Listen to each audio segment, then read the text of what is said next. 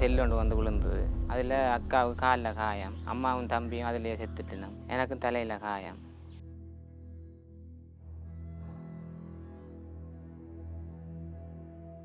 தம்பிக்கு வயிற்றில் காயம், பெரிய காயம். இப்போ தம்பியை தூக்கொண்டு அம்மா அதிலேயே போட்டுவிட்டு பாயால் மூடி போட்டு தம்பியை கொண்டு போனாங்க.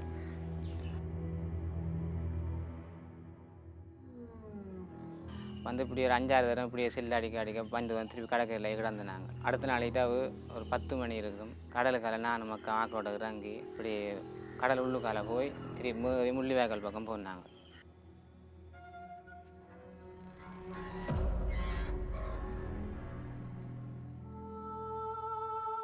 என் பேர் முத்துலிங்கன் துஷியந்தன்.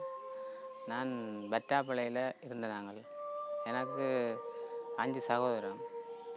அப்போ 2009ஆம் ஆண்டு யுத்தம் தொடங்கிக்க இடம்பெயர்ந்து புதுக்குடியிருப்பு போனாங்க. போய் புதுக்குடியிருப்பில் செல்லடிக்க போய்க்க தைக்கெல்லாம் சாமான்கள் ஏற்றி கொண்டு போனது.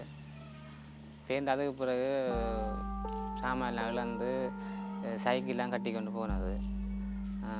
அதுக்கு பிறகு 5 பேரும் உடையார்கட்டில் இருந்து நாங்கள் போய் உடையார்கட்டில் இருந்து திருப்பி அங்கே செல்லடிக்க திருப்பி எல்லாம் சைக்கிளில் சாமான்லாம் ஏற்றி கொண்டு அப்பா எல்லாம். அப்போ அப்பாவுக்கு தம்பிக்கும் காய்ச்சல் வந்து பிறகு அப்படியே புதுக்குடியிருப்பில் வந்து இருந்து இந்த புதுக்குடியிருப்பில் இருந்து திருப்பி செல்லடிக்க அப்படியே செந்துரம் செல்லியடியால் போய் கடைசியாக வலஞ்சமடத்தில் இருந்து நாங்கள். அப்போ இந்த தோட்டத்தில் அப்பா வேலை செய்து கொண்டிருந்தவர். எனக்கு அப்போ 16 வயது. யுத்தம் தொடங்கிக்க தம்பிக்கு 13 வயது. அக்கா ஓயல் படித்து கொண்டிருந்தவள். அப்பாவுக்கு ஒரு மாதத்துக்கு 4000 தான் சம்பளம் தோட்டத்தில் கொடுத்தது. அந்த சம்பளத்தில் தான் படிப்பு செலவு, சாப்பாடு செலவு எல்லாம் பார்க்குறது. வேறு விருப்பப்பட்ட உடுப்புகள் அது எழுதலன்னு எடுக்கல. எங்களுக்கு இந்த பழைய உடுப்புகளை போட்டு கொண்டு தான் சமாளித்து கொண்டு இருந்தது. பிறகு அப்பாவுக்கும் கண் தெரியாமல் போட்டு அப்பா தோட்டத்தில் வேலை செய்ய பாம்பு கடிச்சது. அதுக்கு பிறகு அவள் கண் இல்லை. அதுக்கு பிறகு நான் ஸ்கூலை விட்டுட்டு நான் தான் கூலி வேலையில் போனேன். போய் தான் அண்ணாக்கள் அக்காக்கள்லாம் படித்தது. அது சண்டை தொடங்கின பிறகு எனக்கு வேலையை போயிடாது. இந்த இடம்பெயர்ந்து போய் அங்கே இருக்கையும் அப்பாவுக்கு இயலாது. நான் வேலைகளுக்கு போய் நார்மல் வேலைகள் அதுகளுக்கு போய்த்தான் சென்று கொண்டிருந்தது. மற்றது யாரும் சாப்பாடுகள் தருவினோம். அப்படித்தான் வாழ்க்கை இருக்க. அப்பா வந்து காய்ச்சலில் ஹாஸ்பிட்டல் கொண்டு போயிடாது. பங்கருக்கு 5 நாள் காய்ச்சலில் அப்பா செத்துட்டார். செத்த பிறகு அவர் அடக்கம் பண்ணிடாது. அப்படியே பக்கத்தில் இருந்த ஆக்கள்லாம் அப்படியே சீலத்துண்டால சுற்றி அப்பா கொண்டு தாட்டவேன். அதுக்கு பிறகு நானும் அக்காவும் தம்பியும் தான் மிச்சம், அம்மாவும்.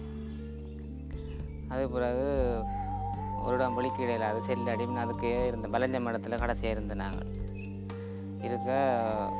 இரவு இயக்கம் சொன்னது எல்லாம் வெளிக்கிட்டு போங்க, 7 மணிக்கு சண்டை தொடங்க போகுது.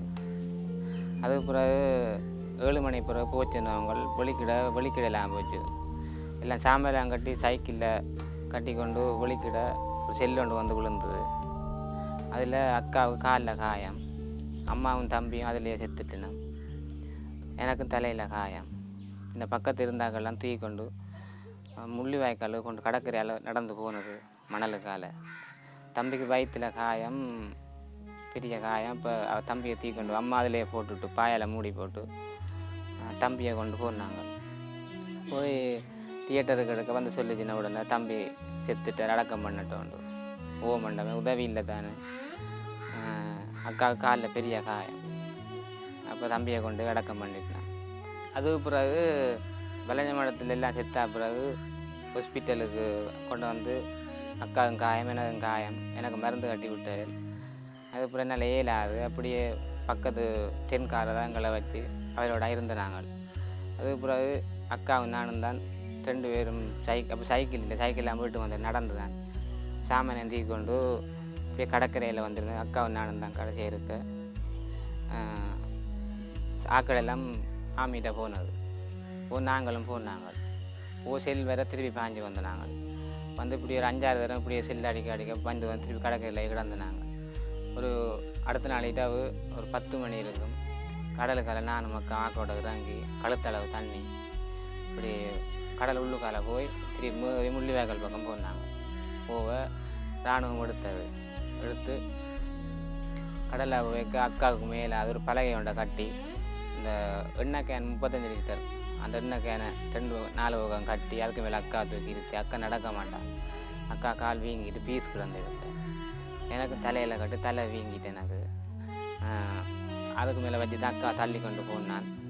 கடலுக்குள்ளே போய்க்க கழுத்தில் தண்ணி வந்துட்டு அதுக்கங்கால போயிடாது. அப்போ கால் தூக்கி வைக்கலாம் போச்சு. தண்ணி கூட கால் தூக்கி அங்கே வைக்கலாம் கிடக்கு. ஒரு மாதிரி சம்புகளை பிடிச்சி கையை பிடி இழுத்து கொண்டு வந்தது. பலகையால் அடித்தது. அதில் இழுத்து கொண்டு வந்தால் அப்போ போய் அந்த கரைக்கு போய் இராணுவத்திட்ட போய் அவங்கள எடுத்து ஓமந்தில் ஒன்றை விட்டவங்க அக்காவினை விட்டு ஒரு பஸ்ஸில் புரிச்சு விட்டுட்டாங்களங்களை. அக்கா வேறு பஸ்ஸில் ஏற்றிட்டாங்க, என்ன வேறு பஸ்ஸில் ஏற்றிட்டாங்க. இதெல்லாம் மாறுபட்டு போவேன் 2 பேரும். அக்கா வேறு முகம், நான் வேறு முகம். அதுக்கு பிறகு 1 மாதம் சோன்பூர் முகாமில் இருந்து நான் தனியாக தொடர்பு இல்லை, அக்கான தொடர்பு இல்லை. அதுக்கு பிறகு தான் ஒரு அக்கா ஒரு கிளாஸ் போகிற அந்த முகாமுக்கு அவள் தான் அக்கா நிற்கிறான்னு சொல்லி பிறகு உறவினப்பில் என்ன கொண்ட விட்டவங்க கச்சேரியால். அதுக்கு பிறகு தான் நானும் அக்கா ஒன்று இருந்தாங்க. அப்போ எங்களோட குடும்பத்தில் 7 பேர், 2 அண்ணா, ஒரு அக்கா, தம்பி, நான், அம்மா, அப்பா. அதில் மூத்த அண்ணா வந்து 2003ஆம் ஆண்டு நோயால் காய்ச்சல் கொண்டு வந்து அவர் இறந்துட்டார். அவர் சாய்க்க 18 வயது. அப்போ எனக்கு சின்ன பொடி என்னன்னா அப்போ எனக்கு 5 வயது. அதுக்கு பிறகு அண்ணாவும் அக்காவும் நானும் தம்பியும் இருந்தது. அதுக்கப்புறம் அண்ணா வந்து 2008ஆம் ஆண்டு வீரஜா அடைஞ்சிட்டார். 5 பேர் மிச்சம். அதுக்கு பிறகு இடம்பெயர்ந்து போய் வளைஞ்ச மடத்தில் தம்பியும் அம்மாவும் செத்துட்டேன். அப்பாவும் 3 பேர். அதுக்கு பிறகு இப்போ 2 பேர் நானும் அக்கா தான் இருக்கிறோம். 7 பேரில் 5 பேர் இல்லை, நாங்கள் 2 பேர் தான் இருக்கிறோம்.